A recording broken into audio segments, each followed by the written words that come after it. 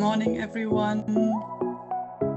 Very warm welcome to the 23rd edition of our ECOSYSTEX Insights Series webinars on the 12th of June. It's a rainy day in Brussels. I hope wherever you're sitting, the sun is shining. But nevertheless, it's a nice day to learn about the different EU-funded projects that we'll present in today's webinar. So while we wait for people to arrive, let me do the housekeeping and share with you the usual webinar procedures. So this webinar is being recorded and will also be shared on public channels. Throughout the webinar, you're encouraged to type your questions in the chat, and then we'll address them to the speakers in the Q&A. Should we have extra time, you may also raise your hand if you wish to elaborate on a question, and then we will give you the rights to to enable your camera and your microphone, and then you can also speak. This is the agenda for today. So I'll start with a short introduction about who the organization is organizing these webinars, Textile ETP, and what ECOSYSTEX is, in case you're joining us for the first time.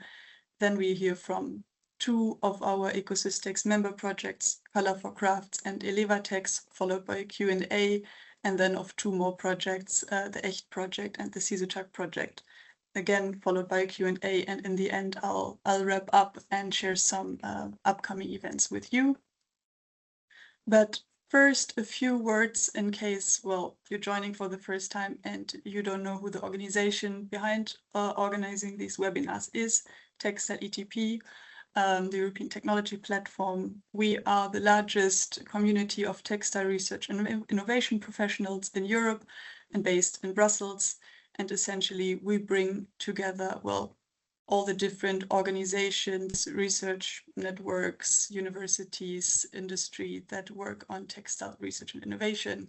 And our objective is to basically also bridge the gap between the research and the industry side to foster innovation for a competitive European industry.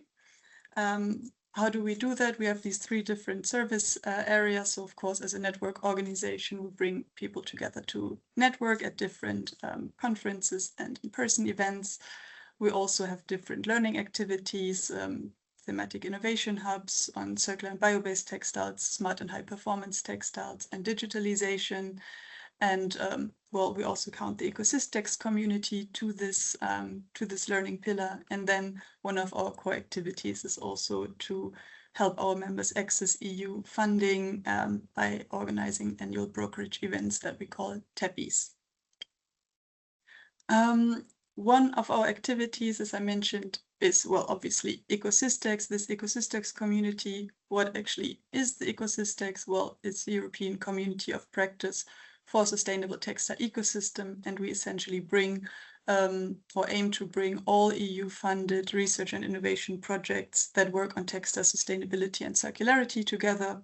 And the goal when we launched this initiative over 3 years ago was to create a permanent expert community and a central knowledge hub for practical application of EU-funded science, technology, and skills development for textile sustainability and innovation. And our community has really grown significantly over the past years. We're all close to reaching 100 member projects at some point this year. Currently, we're at 96, so we're very happy about that. And for our projects, we have built different activities around them in the ECOSYSTEX community. So for once, we want to foster inter-project collaboration. We also occasionally engage with EU policymakers. And we build different dissemination channels, like, for example, this webinar series, but also an annual conference that takes place in autumn each year. And we actually launched registrations last week for the ECOSYSTEX Conference 2026 that will take place on the 22nd to 24th of September in Antwerp, here in Belgium. We have 6 very interesting ECOSYSTEX member projects that will organize interactive workshops at the ECOSYSTEX conference. There will also be a presentation by a bioeconomy innovation strategy that we at ETP are currently working on. you'll be able to join private tours to visit, well, one of the project's pilots in Antwerp, a semi-automated repair station, or join a fashion and sustainability walk through, well, the fashion city of Antwerp, organized by the MOMU Fashion Museum.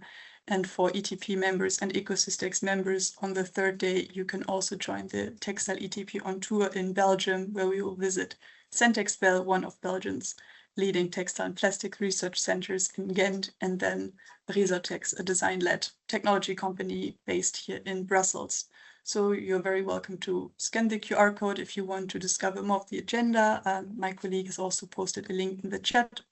So it would certainly be really nice to use this opportunity and meet in person late September in Antwerp. Here on this slide, you can see all the different 96 member projects I mentioned initially.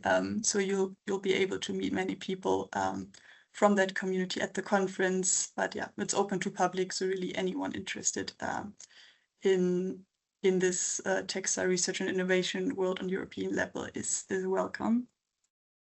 But well, that's for September. Let's go back to the 12th of June, because today we will hear from these 4 projects of ours. So without much further ado, I'll bring back the agenda, and it's my pleasure now to welcome the first speaker of today, Pammi Sinha from the University of Leeds, sharing the final results of the Color for Crafts project. Please, the floor is yours. Thank you very much. I'll just share my screen.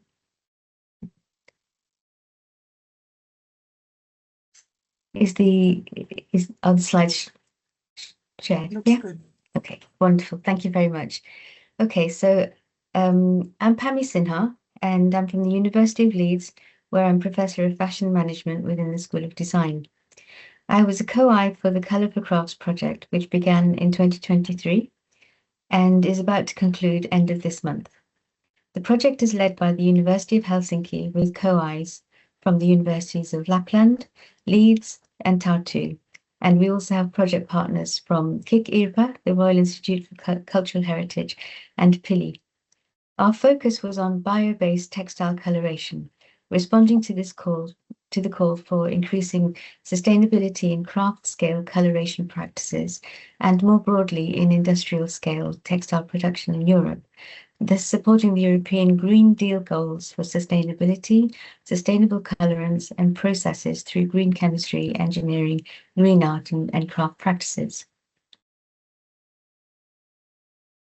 Our multidisciplinary approach brought together research methodologies spanning history, artifact research, cultural studies, art and craft, natural sciences, and future studies.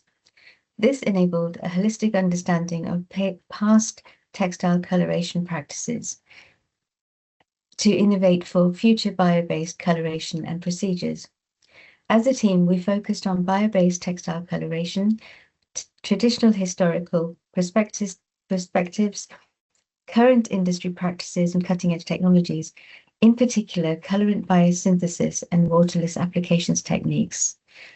I'm going to introduce first biocolorant development at Pili and then the waterless application experiments.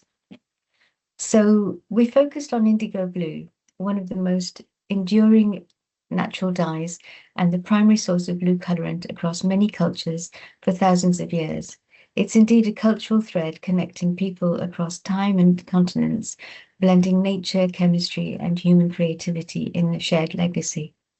One of the most fascinating aspects of indigo is that chemically identical dye can be extracted from entirely different plant families, with implications for tracing and tracking. Precursor compounds that yield indigo are found in temperate woad, Isatis, tropical indigo plants, Indigo fera, Asian knotweed, Polygonum, and African Plenoptera, and several other species. Therefore, indigo has been discovered independently in many parts of the world, spanning Asia, Africa, Europe, and the Americas.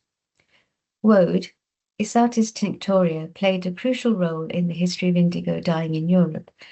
Although originally native in India, in Asia, woad spread widely across temperate regions and was cultivated as a crop. The earliest confirmed evidence of indigo extracted from woad used to dye textiles in Europe comes from Neolithic southern France. This image is from the 12th century archaeological textile fragment dyed with woad from Estonia in lunar cemetery. People learned early on how to process this valuable dye through a multi-step method that was allowed to be preserved and transported over long distances. As a result, not only indigo dyed textiles, but also the dye itself became a significant trade commodity. Following European colonial expansion in the 16th century, woad was gradually pushed out of the market by Indigofera tinctoria, the tropical indigo plant with a much higher dye content. This marked the beginning of a darker chapter in the history of indigo, when it symbolized not only beauty and prestige, but also colonial violence and economic inequality. By the late 19th century, chemically synthesized indigo became commercially successful, cheaper, of consistent quality, and easier to produce, as it no longer relied on land, weather, or weed control. It was identical to the natural dye, and so synthetic indigo took over the global market. Indigo is also very important in current day markets, and especially in the denim market, which relies on cotton. According to the Textile Exchange 2025 report from Materials Markets, the growing global fiber production trend is largely driven by synthetics, in particular polyester blends. But cotton has remained a steady and significant second most important fiber in terms of volume. Approximately 19% of global fiber production is cotton. Moreover, according to Grand View Research, the Denim Jeans Market Report for 2030, more than 2 billion pairs of jeans are produced every year. The biggest drivers are young consumers, sustainability, and eco-denim development. Our partner Pili produces bio-based dyes and pigments for textiles and paint industries. A French company founded in 2015, Pili is a Series C company, having won multiple awards and funding for their work. They have sites in Paris, the chemistry laboratories, Toulouse, the biotechnology laboratories, at Toulouse White Biotechnology Building, which is pictured here in this slide, and in Lyon, where they have pilot production plants on the Roussillon chemical platform in Isère. At the time of writing, they employed 55 people. The Pili process utilizes the ancient craft of fermentation and knowledge about the chemistry of indigo. Pili referred to this as hybrid technology. Modified bacteria are cultivated in petri dishes on agar and then transferred to flasks to undergo a fermentation process using molasses, starch-based sugars from agricultural sources, ethanol, oxygen, and hydrogen. After fermentation, the bacteria and dyes are separated using centrifugation, separating the liquid, which contains the materials that will be processed into indigo dye, from solid matter, which is bacterial cell walls collected at the bottom of the flask. The solid is removed and autoclaved under high pressure steam to ensure that any and all harmful contaminants are removed. The dye is then processed from liquid to powder form, as is required by the dye industry, through green chemistry using energy-efficient low temperature and water catalysis, producing minimal waste. The powder has to be tested to a minimum of 94% purity for industrial application and must be stored in a way to ensure dryness. Any moisture would render the dye powder contaminated and unsellable to the industry. The dye powder form will then need to be dissolved again to dye fabrics with. A single pair of blue jeans typically requires 3 to 12 grams of dye in the powdered form.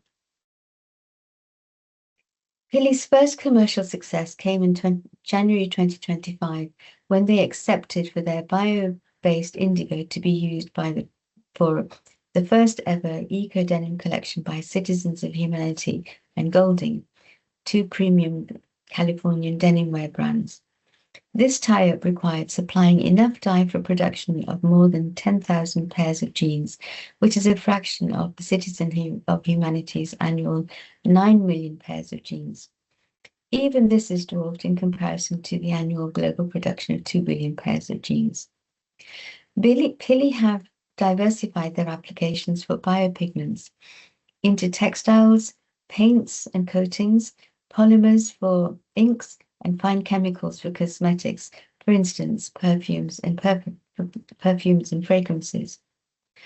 Pili's hybrid process results in significant reduction in water, energy consumption, and less than half the carbon dioxide emissions compared to conventional dye production. They have registered their dyes with REACH and have undertaken LCA studies to ascertain their environmental credentials. Indeed, the biocolour landscape is growing and is seen as a promising field of development for alternatives to current production methods for synthetic dyes. As I said earlier, it consumes less energy and water, it creates much less carbon dioxide emissions and other hazardous materials than current dye production methods, requires less land to cultivate, and the storage and transportation costs are no more than they are currently, i.e. there would be no more financial and environmental burdens, and there wouldn't be any improvements either, unless production of such dyes could be located closer to where they're needed. The current issue really is one of scale. Can this process meet the current industrial scale demands? To date, it appears not, but of course it's something that's being worked on. Pili can autonomously manufacture at lab scale, and they can develop between 4 milliliters to 35 litres. However, to manufacture at 35 litres, which is the volume that is required to provide confidence that industrial scale manufacture is possible, the appropriate size fermenters for this aren't actually owned by Pili, so they need to cooperate with a company in order to be able to do so. For industrial scale production, they calculate that they would need to be able to produce between 200 to 220 cubic meters. From other sources of reading, it appears that it requires around 540 tons of dry powder form to be industrially relevant to a single industrial sized dyeing plant. So there's quite a way to go for bio-based colorants. As I said earlier, it's a growing landscape. There are currently 18 companies in direct competition with Pili, the top competitors being Hue, KB Cole Sciences, Stony Creek Colours, and Colorifics, which is in the UK. Needless to say, there are many other R&D startups working within this area who have yet to scale the necessary funding rounds, the focus being on development of bioengineered textile dyes and using genetically modified bacteria or microbial materials. The following section is about the work that's been done on supercritical carbon dioxide at the University of Leeds. There's been an evolution in the use of fluids over the last 30 years, for example, extracting caffeine from coffee and tea, or oils and fragrances from plants. The gas, carbon dioxide gas, is heated and compressed above its critical point of 31.1 degrees centigrade and 73.8 bar. And in this phase, it exhibits properties of both a dense liquid and highly diffusive gas. In this form, it enables non-polar materials to be dissolved in fluid. For non-polar polyester polymer, the dyes exhaust into the fibre. As supercritical carbon dioxide dyeing has developed, it's become clear that this technology provides the ideal dyeing medium for polyester, the dominant fibre, as we've realised in the global fibre market. Commercial non-polar Kuranga dyes, ELEVATEX, are soluble in supercritical carbon dioxide fluid and efficiently exhaust into the polyester, providing excellent coloration performance. As carbon dioxide can be efficiently recycled, the dyeing process could be promoted as truly waterless, with lower energy costs and no coloured aqueous effluent. Leading brands have therefore invested in this successful technology and established dye houses processing polyester for their global markets. While this technology has been successful in processing polyester and cellulose diacetate with non-polar dyes, these dyes were not compatible with polar fibers such as cotton and cellulose, representing a commercial block. This is encouraged in the evaluation of the use of reactive dispersed dyes with limited success and progress. At the University of Leeds, the alternative process has been to introduce additives into the supercritical carbon dioxide dye bath to improve dyeability, and this has shown significant promise. Here in Leeds, the textile coloration team have experimented with supercritical carbon dioxide using a bespoke machine created for them that creates this similar environment as the commercially produced large-scale machines. So this is miniature-sized. Cylinders are approximately 8 inches long, 20 centimeters, and about 3 inches, that's 7.5 centimeters in diameter. And it can process samples of between 4 by 4 inches, that's 10 by 10 centimeters. Sample swatches are placed inside the cylinders, which are then placed diagonally into the dye bath and before creating the supercritical carbon dioxide conditions. The team explored the potential for supercritical carbon dioxide dyeing and compared between that and aqueous dyeing, which is the regular sort. And they found that supercritical carbon dioxide dyeing is much more efficient in terms of dye exhaustion and final color at lower temperatures than water dyeing. The team explored the potential for modifying cotton and wool by introducing non-polar functionalities into the fiber. Through an epoxy-based structural modification, they provided non-polar dye adsorption sites, which enabled efficient dyeing with the synthetic Kuranga dyes on wool. However, the chemistry was cost prohibitive, most likely precluding from commercial use, and it wasn't successful on cotton, the main commercial target.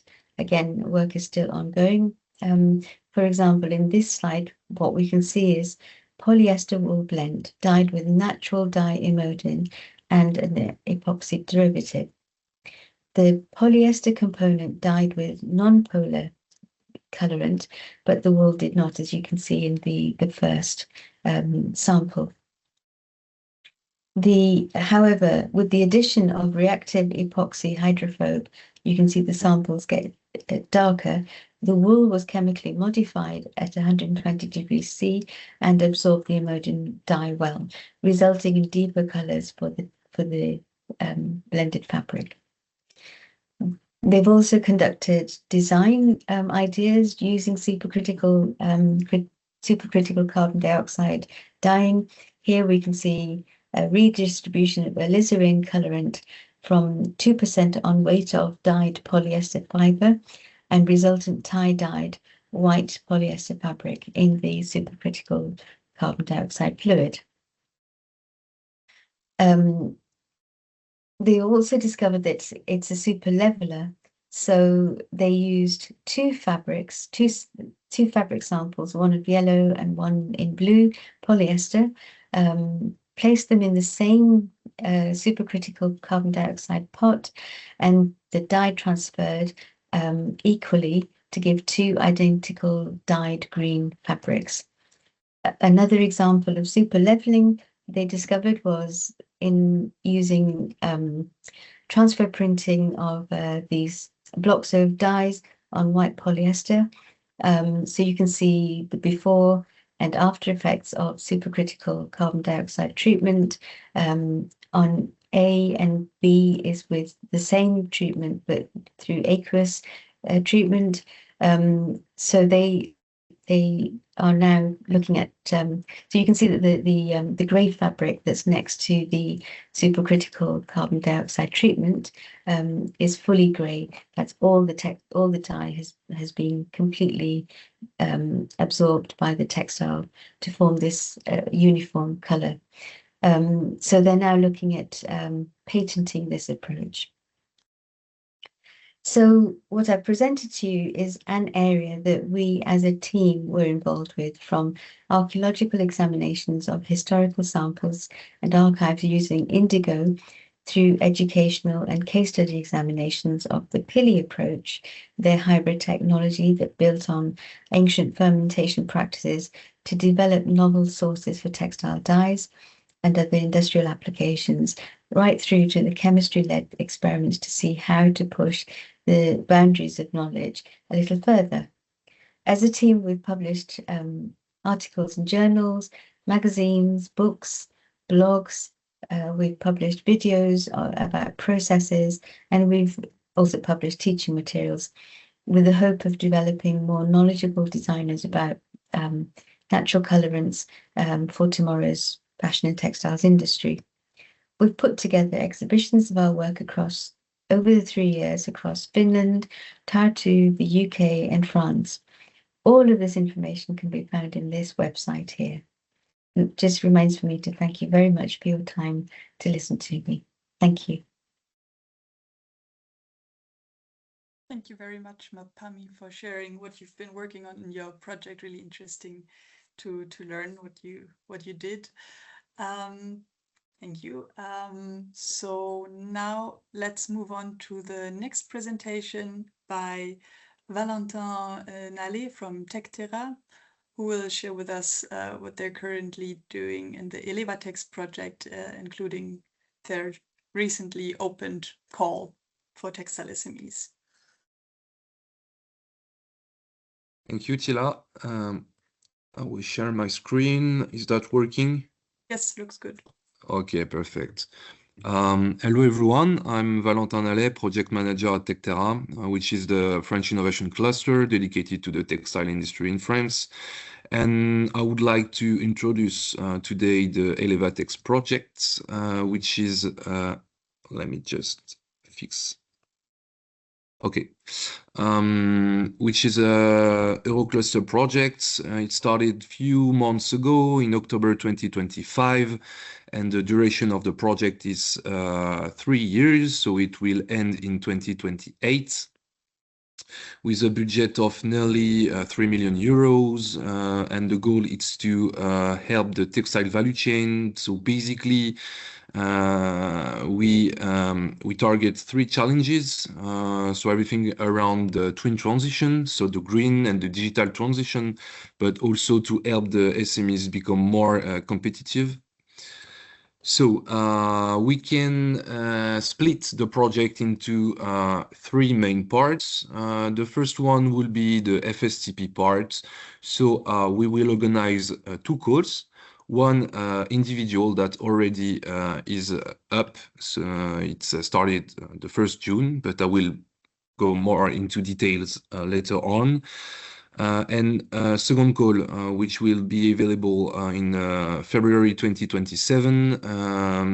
Basically, during the whole project, we will have around 2 million euros of cascade funding for textile SME. The second part, which we are working on, is the strategic partnership. So we're trying to, we are working to build some links, some bridge between applicative market and solution providers for the textile industry. Basically, let's say textile SME would like to find a new applicative market, but you know, it's not that easy. We can help them by connecting them with relevant partners. So for instance, some textile SMEs, I'm looking at new applicative markets, and we can connect them, I don't know, with a composite specialist or a market expert that could help the company find new markets. And also regarding the solution providers, it could be experts in, I don't know, artificial intelligence that could bring their expertise, their insights on how the artificial intelligence can help the textile industry. So we will build action plan with the partners, but I will also talk about that a bit later on. And the last part of the project will be internationalization. So basically, we will organize 2 business missions, one in Japan and one in the US. Just a few words about the partnership. So TECHTERA is the coordinator of the project, but we also have 4 other partners. So we have the Portuguese textile cluster in Portugal, of course, entity which from the Prato region in Italy, and we also have 2 Spanish clusters, so Ateval and Textile Cats. Just to mention that it represents 4 countries, so France, Portugal, Italy, and Spain. All right, let's dive into the cascade funding part, which is pretty interesting for European SMEs. So as I already talked about, we will have 2 open calls. So the first one is already up, and the second one will be in 2027.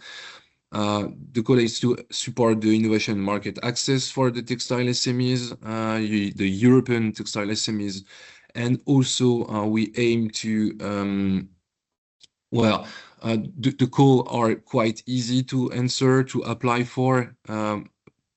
Basically around one half day to apply for the call, so it's not that big. And during the project, we will finance 40 projects. So just a few details about the first one. So it will end the last day of July, so you have quite time to apply for. It will finance only individual projects, so 1 SMEs. We aim to finance 20 SMEs for 30,000 euros. It's a fixed lump sum. And it's eligible to European SMEs, textile European SMEs, and the project duration will be 6 months. At the right of the screen, you will find every useful links. So the first one is for the application platform. So we use the grants, the good grants platform. Perhaps you are quite used to. Then you will have the guide for applicants, where you find any information you need. So basically, the evaluation procedure, what we are looking for, the eligible activities, and so on. And just to mention that next Tuesday we will have the info day events, where we will go more into details in the call, how to apply, and everything you need. So if you are available and if you are interested, please you can register to the webinar. So next Tuesday. Okay, I already talked about the call opening and the call closure, but just to give you some insights, the evaluation period will be, well, in August and in September. For an expecting starting date of the project around October 2026. And then if the project duration is 6 months, then it should be, well, the SMEs project should be ended around March 2027. And just to give you some insight about the project focus or the eligible activities, well, it's pretty broad. It could be products or service development, prototyping, market access, market testing, business model development. Well, you can find something to finance for sure. Then just a few words about the second call that will be available probably around February 2027. So it will be this time not for only 1 company, but 1 textile SMEs and 1 partner that could be, I don't know, R&D center, solution provider, or market access. And this time the lump sum will be a bit bigger because there will be 2 partners per project, so around 70,000 euros. And this time again, it will be eligible for European SMEs, so not that much information yet, but you will get every information you need when the project will, when the code will be open. All right, and then let's go into the internationalization support for the project. So we will organize 2 business missions. The first one will be in Japan. The call of expression of interest will start at the end of the year 2026. And probably we will go there around, spring 2027 in Japan. And we also probably will go to the US. It's still under discussion because of, political issue with the US, but we will probably go there. Just to mention that we will go there with 10 SMEs per mission. So 10 SMEs will be supported to go to Japan and 10 SMEs will be supported to go to the US. All right, that's it from my side. If you have any question, please write in the chat, but I think we have some time to answer it. Perfect. Thank you very much, Valentin, and certainly hope that maybe some people in our audience are either working for textile SME that this is relevant for, or they know someone and then can share your open call with them. And indeed, like you mentioned, now it's time to for some questions. So please, everyone, feel free to type your questions both to Pammi and to Valentin in the chat, and then we'll address them. At the moment, there is one question by Eleni for you, Valentin, saying, well, thanks for the presentation. We have a textile innovation project in Greece with the first prototype and a business plan. Our next step is to protect our process and know-how, possibly through a patent. Would ELEVATEX be suitable for a project at this stage, or should we first complete this protection process before applying? No, sure. It seems like really relevant. I didn't mention, but you will find any information in the guide for applicants. But the project TRL, it must be around 7, so it should be okay for your project. Tila, will you share the presentation with all the link? Okay, perfect. Exactly. So you get all the slides, and I saw also you had your contact info on the last slide, so I'm sure people can reach out to you afterwards. There are some more questions coming in. Yes, so Maria, we will share the link to the info session. It's also on the ECOSYSTEX website in the news and events section, so you can register there, or then through the direct link on Valentin's slides. In the meantime, there is another question from Madhya. Are SMEs outside the project partners countries eligible for the call? Yeah, sure. So basically, European SMEs, so not only from the partners, so not only from France, Portugal, Spain, or Italy are eligible. Yeah.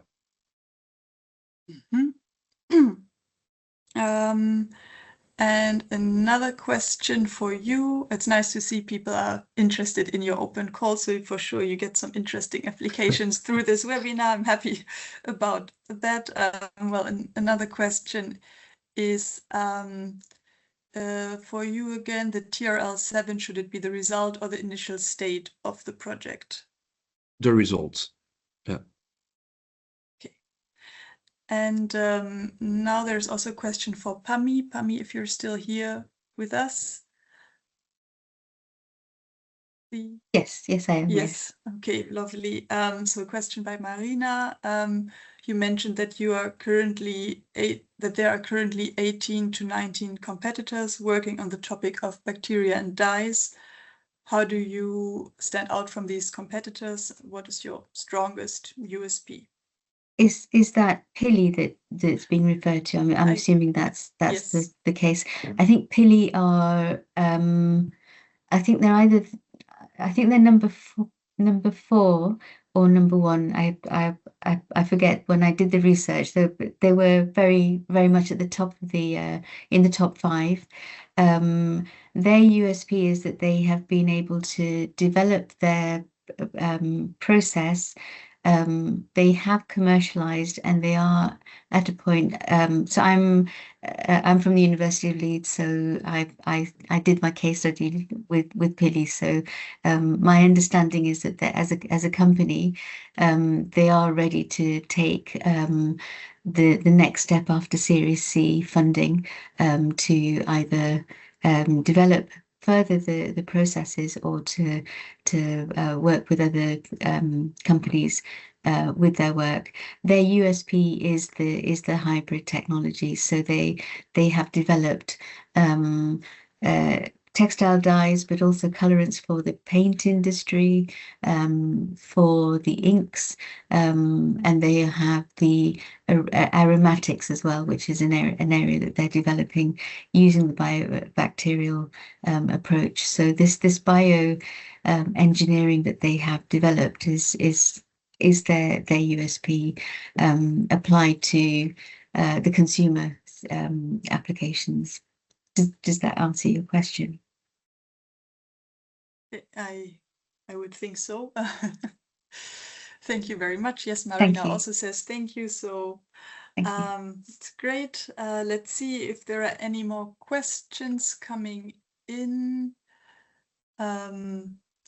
If not, then, well, I thank the two of you for your presentations and also your answers during the Q&A, and then we'll move on to the next 2 presentations.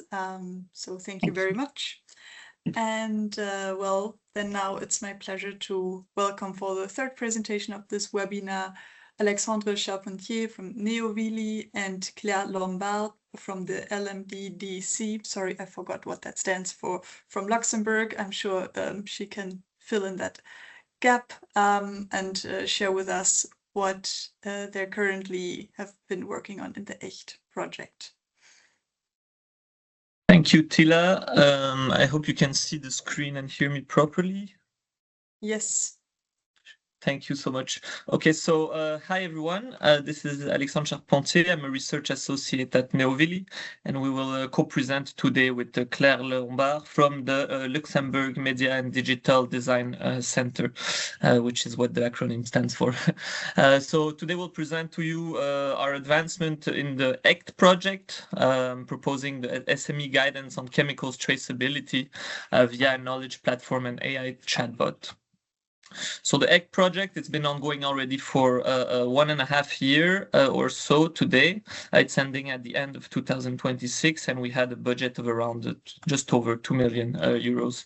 It's an Interreg project, so from northwestern countries in Europe, and we had 8 project partners that you can see on the screen here, and it is led by HDA, this project. We also had 12 associated associations for the project. This is a bit our starting point for this project. So there is a chemical data traceability challenge with all the ongoing regulation developments, etc., around the digital product passport. We have some key points here that we bring up.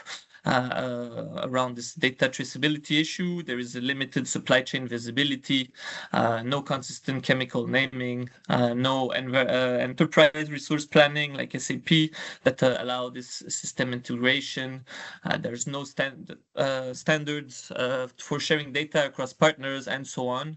And this challenge around traceability is especially important for SMEs because the chemical data does exist in the supply chain, but it's not in a structured, interoperable or a traceable digital format that can allow this information to flow between partners and eventually support the declarations in the DPPs. Some of the key ECHT outputs that were developed through the project. We developed the traceability strategy, action plans on 3 levels: for policy, for textile apparel, and also for rugs and carpets.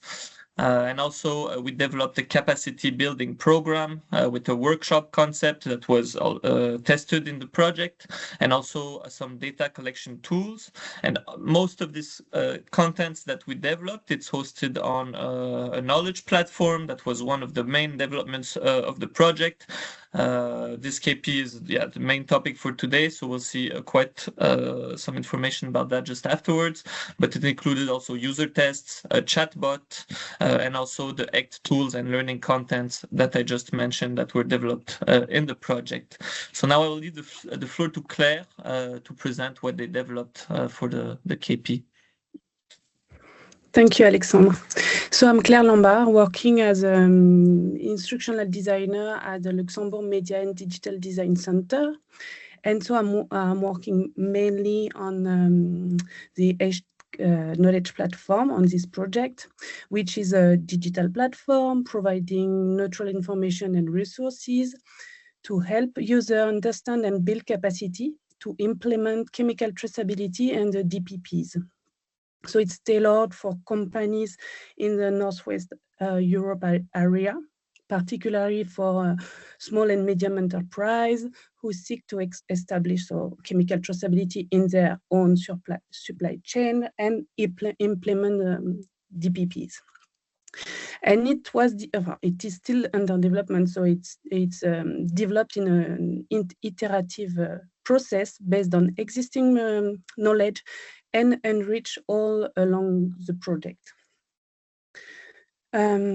So you can connect on trace-chemicals.eu, a first page where you can find, and you arrive at the first page where you can find information related to the project, the ECHT project, and so the regulatory context and some other information. And you can click on Get Started, and so you arrived on this page, then really the proper ECHT knowledge platform. With below an introduction video as an introduction to tracing chemicals in textile industry. Alexandre, you can click. And if you go down again, you will have access to the main part of the KP, among legislation overview, providing information on the main regulation linked to textile management, like REACH, ESPR, CLP. A second part is about chemicals in textile industry, and the third one is achieving traceability, where you can find information and documentation on where to start, where to begin as a company, or how to support the implementation of traceability. And also you will have access to some document for the National Help Desk to support this implementation. So the KP, in terms of content, is providing two big types of content. At first is all resources built during the ECHT project, and it's still ongoing, so it's still growing.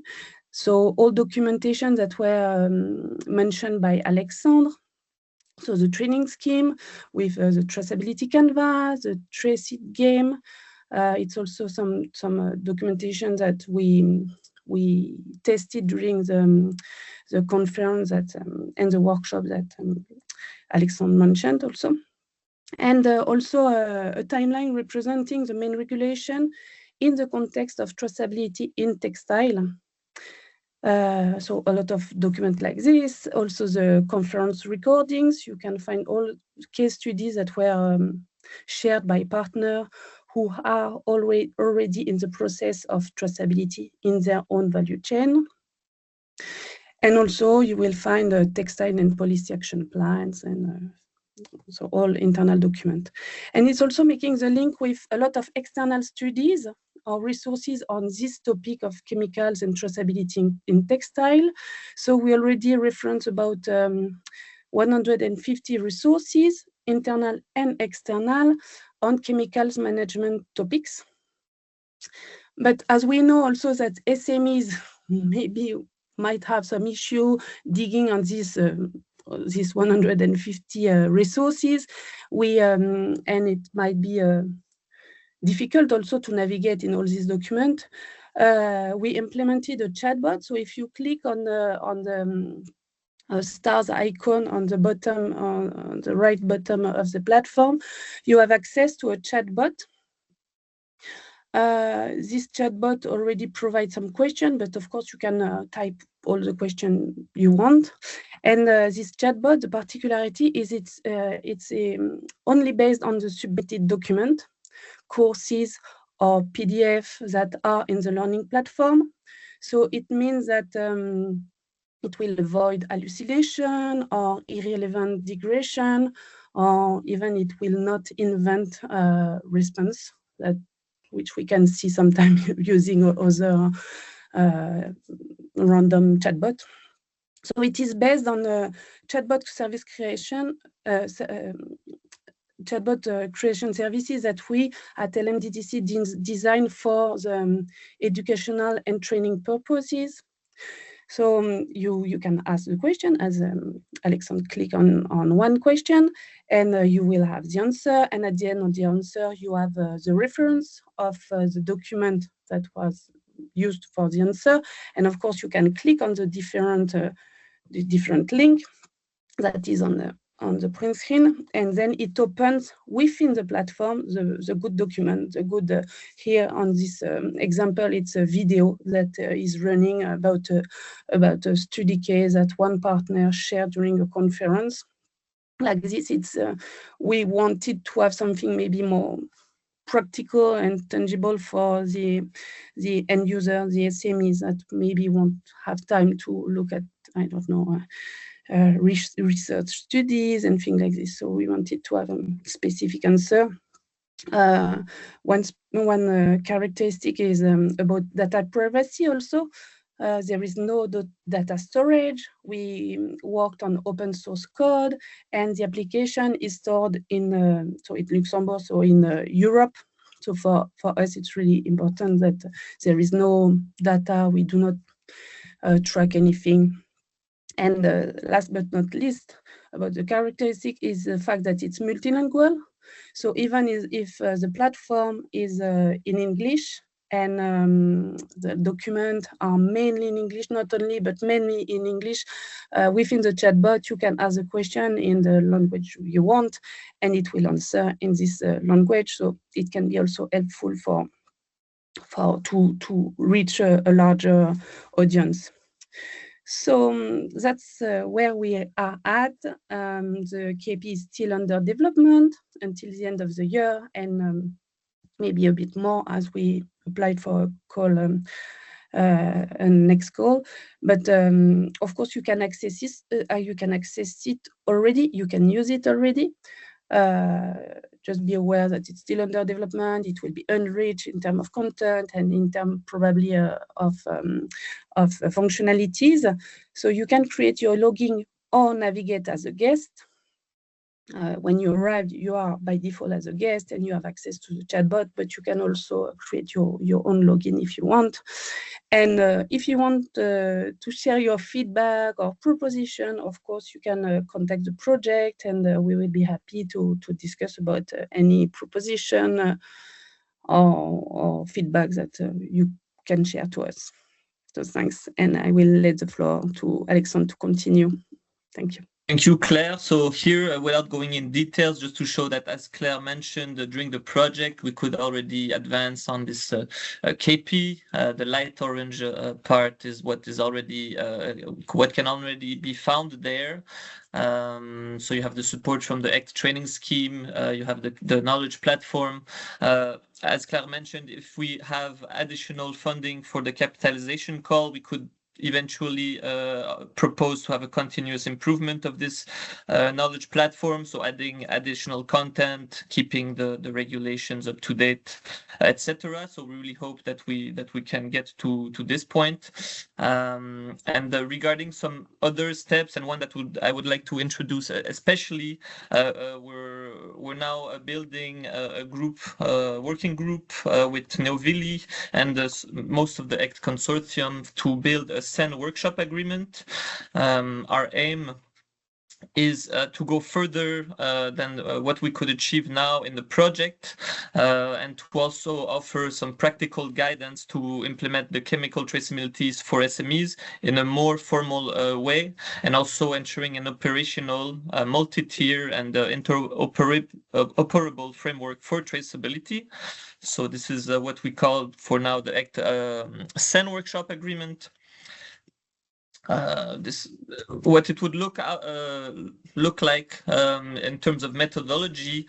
Basically, we build, of course, on what's already existing for textiles. So there is this quite recent SEN workshop agreement on the traceability for textiles from the TRIC project. We want to build on this, but there was no specific work done there for the chemical aspects from textiles. So we want to kind of add this layer, building also on the UNESE work, the UN Transparency Protocol, etc. So we really anchored within the current ongoing developments for textile traceability, and we would focus more on the chemicals of concern or of a very high concern that can be listed from different literature references like the ECOSYSTEX EcoPassport substance list, some things like this that we will formalize, of course, through this workshop agreement. And our proposition is really to ensure that SME accessible protocols and data collection templates, etc., information that can be gathered at this level can be integrated in a wider multi-tier workflow, including the ERP or product life management integration, ensuring full compatibility and mapping through these layers, and eventually also with the API allowing for automated API exchange at higher tiers. So we want to really work on these aspects and make it SME accessible.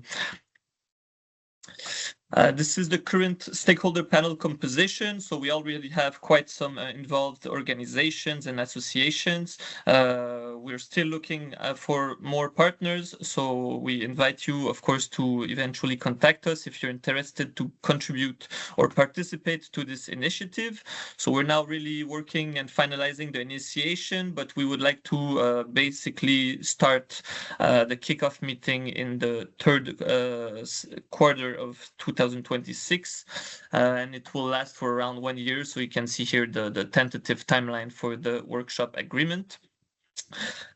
Thank you very much for your attention. As Claire invited you to do, if you have the opportunity to test the knowledge platform, we're more than happy to gather your feedback or recommendations or additional contents that you would hope to see there. So you can write to us at the email that is written on your screen here.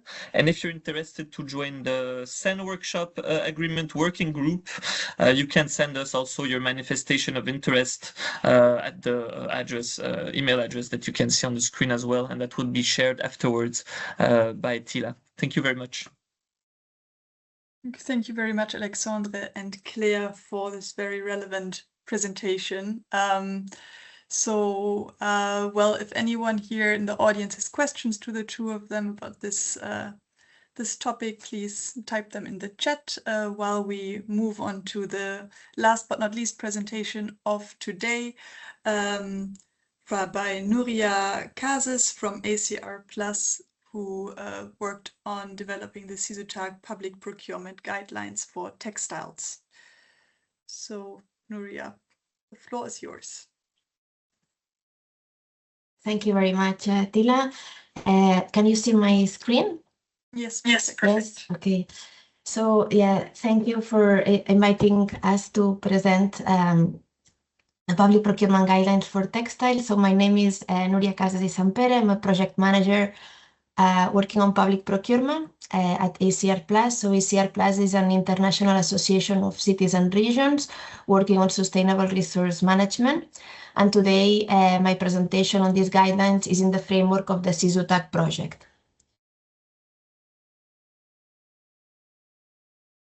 So first, what is CISUTAC? So CISUTAC is a Horizon Europe funded project which aims to increase circularity and sustainability in textile and clothing in Europe. CISUTAC covers the relevant part of the sector and show how to close loops at product and material level. Within the project, 3 pilots are being carried out and focus on 2 material groups, polyester and cotton, and also on 3 subsectors, which are fashion, workwear, and protective equipment, and active goods. So the project focus on 2 main areas of work. So when it comes to technology, is on sorting, repair, and recycling, and the other area is on policy, so on waste prevention and EPR. Here you have an overview of the project partners, and Centex Bell is the project coordinator. So when it comes to the guidelines, so the aim is to support the uptake of circular textiles through public procurement, while also contributing to an overall reduction in textile circulation. So the guidelines gather a set of recommendations, tools, and good practices and training opportunities that are organized according to the procurement cycle. The target group are procurement officers and affiliated functions. So in order to develop the guidelines, we took into consideration a broad stakeholder engagement.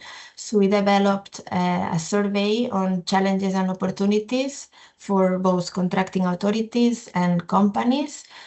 And some interviews were also carried out for contracting authorities. And we also capitalized on the results of EU-funded projects, which are ProCirc, Circular Shift, Circular Minds, and the BRING project.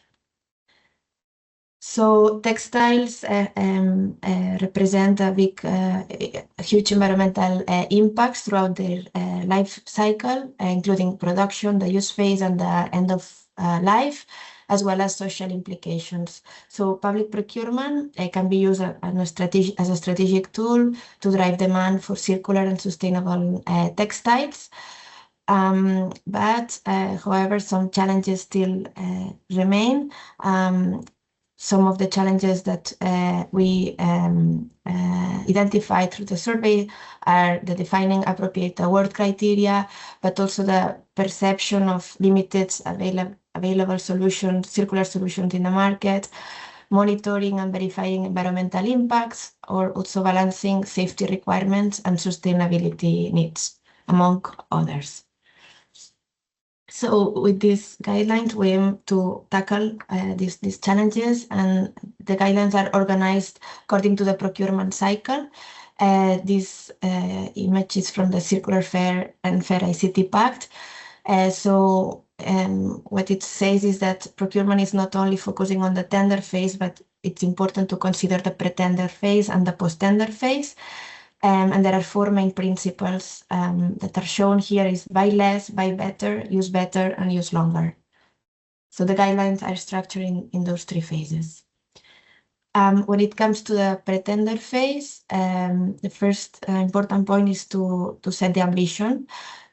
So it's important to understand what are the environmental goals of the organization, but also have a good, clear view on the ordering policies to avoid bottlenecks in implementation, have an internal support base, also identify ambassadors within the organization that can translate the message, and engage with internal stakeholders or the final users.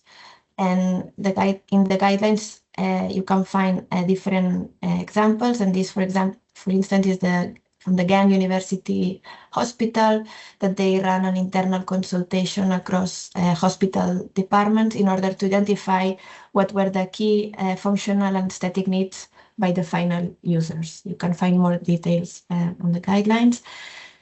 The second point is to identify the needs. So first of all, it's important to define the type of supply at an early stage. So if you are going to have direct purchase or indirect, or servitization, and then also identify frameworks that can help you identify the strategy that will allow you to reach the ambition that you set. So for instance, here is the art leather. And an example from the municipality of Zaanstad in the Netherlands is they organized an inventory to understand how many items were used in comparison to the number of staff, so to see what were really the needs of workwear. And in the municipality of Maastricht, they switched to product as a service. So the workers, they don't own anymore their own clothes, but the workwear rotates among the staff. So like that, they reduce the amount of items that they need. In the guidance, you can find more examples. And then another important point is market collaboration. So how to engage with the market. There are different ways. One, it can be through preliminary market consultations, also through organizing mid-year supplier events, and other possibilities throughout communities, organizing or joining communities of practice. And here, well, there is an example of in the Netherlands of the denim deal, but I also wanted to stress the Catalan Fashion Pact, which was started in 2022 by the government of Catalonia to advance towards a more circular and sustainable textile in the sector. At the beginning, there were 32 stakeholders that signed the expression of interest. Now it's more than 100 actors. So these are different actors from the textile value chain. And in this Fashion Pact, they define different objectives on waste prevention, collection, and recycling. So there are also commitments on eco-design and on public procurement. And because of the success of the first edition, now they launched not long ago the second edition with new targets for 2030. So in the guidelines, you can find different trainings and tools that can support you implement the recommendations. We'll not go through them. When it comes to the tender phase, the guidelines gather different examples of technical specifications and award criteria based on three main resources, which are the EU GPP guidance, the Catalan Public Procurement Guide for Textiles, and the SPP criteria tool from the Netherlands. So some of the recommendations are for this phase to ensure that the circular ambitions that were identified in the pretender phase are reflected in the tender documentation. It's also recommended to use functional specifications to encourage innovation and circular solutions. Labels can support to set, evaluate, and verify tender requirements. But it's very important to engage with the market early on to clarify what are the key performance indicators and data requirements, so to ensure transparency and then include a growth trajectory in the award criteria. So giving room, for example, for SMEs or startups that cannot deliver maybe some specific requirement to deliver it once the contract is signed. Just a point here on that the EU GPP criteria for textiles are currently under revision. So the Textile Delegated Act is expected to be adopted by 2027 and under the Eco-Design for Sustainable Product Regulation Working Plan. So this will establish minimum eco-design requirements for products to be placed on the EU market. But in parallel, the European Commission is also working on an implementing act that might introduce minimum mandatory EU GPP requirements for apparel. Recently, the Joint Research Center published a methodology on the method for the definition of mandatory GPP requirements. And also the EU eco-label criteria for textile products is being revised. So very briefly, some technical specifications. Examples could be the minimum percentage of recycled fiber content, or it's also asking for the availability of parts and accessories, or enabling product recyclability. And when it comes to examples of award criteria, for example, for instance, for organic cotton content, so points will be awarded in proportion to each 10% improvement upon the minimum technical specification. These are some examples. The post-tender phase, it's also very important because it's when the results are going to be delivered.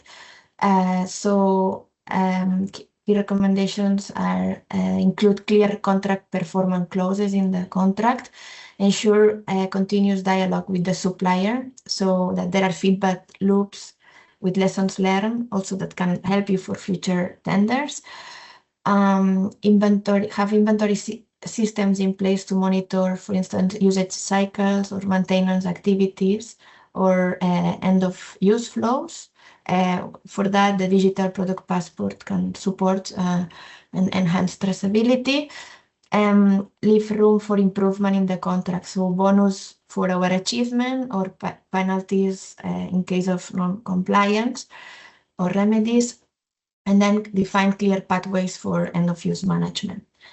When it comes to contract performance clause, an example could be that the service provider must report on the performance of the take-back systems in accordance with specific requirements, and this can be asked, for example, in the 6 first months of the service, or also the proportion by weight of the collected textiles that have been reused or recycled, and the associated CO2 savings.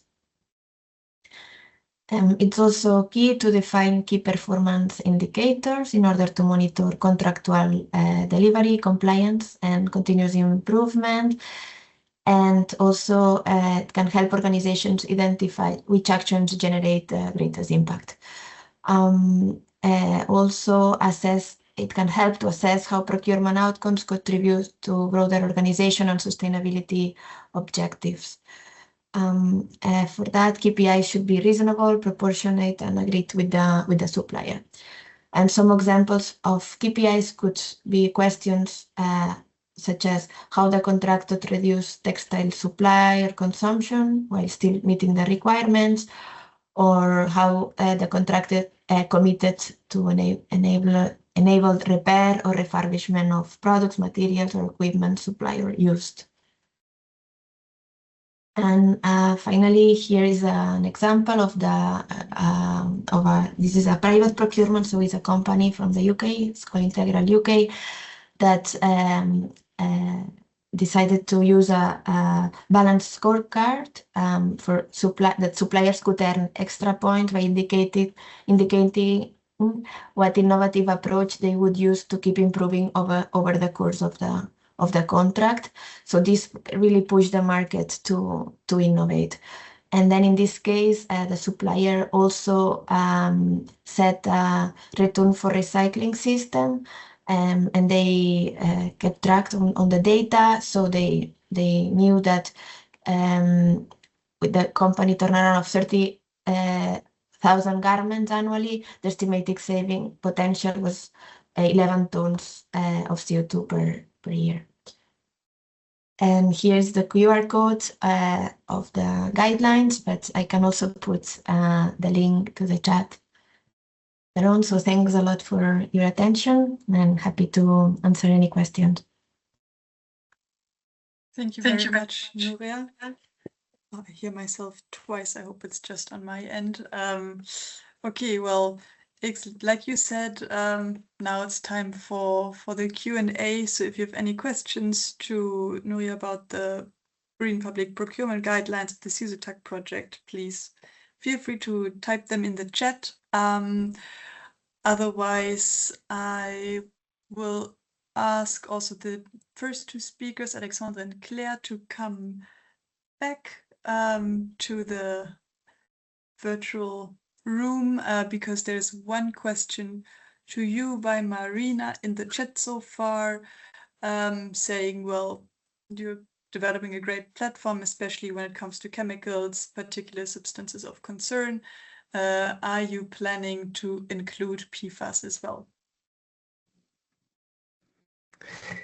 Actually, we are already speaking about PFAS within the content that we already included. Maybe more content on this will arrive, but I remember that I worked on some on the timeline. For example, when we speak about REACH, there was some point where we had new dates on what is coming for PFAS. Then I know that one of our colleagues, partner, is on the call. So if he wants to take the mic, I allow him to use his mic. So if he wants to add more information on my side, I won't go ahead with technical and chemical speaking, because I'm not expert on this. I'm more on the instructional part. So, but I know that we already spoke about PFAS within the platform. So. Okay, thanks for sharing that. You can indeed find something maybe through the AI chatbot. If you look for PFAS, something should come up. And within the timeline also. Yeah. Great, thank you for answering that question of Marina. I'll give you, yes, and she would also like to talk separately about this with you. So I'm sure, well, we can connect Marina to the ECHT project without issues. I'll give you a few more seconds for any additional questions you might have before we move towards the end of the webinar. Certainly, well, as mentioned several times, the slides will be shared, and there are also the contacts to all our speakers for some individual follow-up. We're happy to facilitate any contact. Well, if there are no more questions about the last two presentations, then I thank the three of you for sharing what you've been working on, and we'll bring back my own slides to share some upcoming events with the audience. So thank you very much. Okay, so well, what's happening next? What events can you join next? Where some of our ECOSYSTEX member projects are organizing something. Well, there is next week the Regional Studies Association annual conference taking place in Gothenburg, where the Fabrics and Crafted for SD project are organizing a special session called Fashion Economies in Transition, Urban and Place-Based Dynamics, to which you can still register. Then, as mentioned before, there will be the ELEVATEX Open Call Info Day on the 16th of June. And then on the 24th, 25th of June, the TRUSTEX project is organizing a workshop in Paris on Textile EPR 2040, Imagining Future Directions. You can also discover all these events and find the registration links through the ECOSYSTEX website. My colleague posted a link to that section in the chat as well. So with that being said, we come to the end of the webinar, a bit earlier than foreseen, but I'm sure no one is mad about gaining some extra minutes in their workday. Yeah, do stay in touch with us. If you don't yet, you're very welcome to follow ECOSYSTEX on LinkedIn or have a look at the different YouTube videos, because on our YouTube channel, we also bring together all the YouTube videos from all the member projects, so you can explore them there. Also, always welcome to have a look at the ECOSYSTEX website and the publication section that we regularly update with new publications from the member projects. And if you happen to work on an EU textile-related research and innovation project that is not yet a member, of course, very welcome to also submit a membership request. And yeah, don't forget to have a look at the ECOSYSTEX conference agenda to hopefully meet in person at the end of September in Antwerp. So with that being said, I would like to thank all 5 speakers for today for sharing what they've been working on. It was really interesting, I hope, for the audience as well. And yeah, with that being said, I wish you a lovely rest of the Friday and then a good weekend ahead. Thank you very much.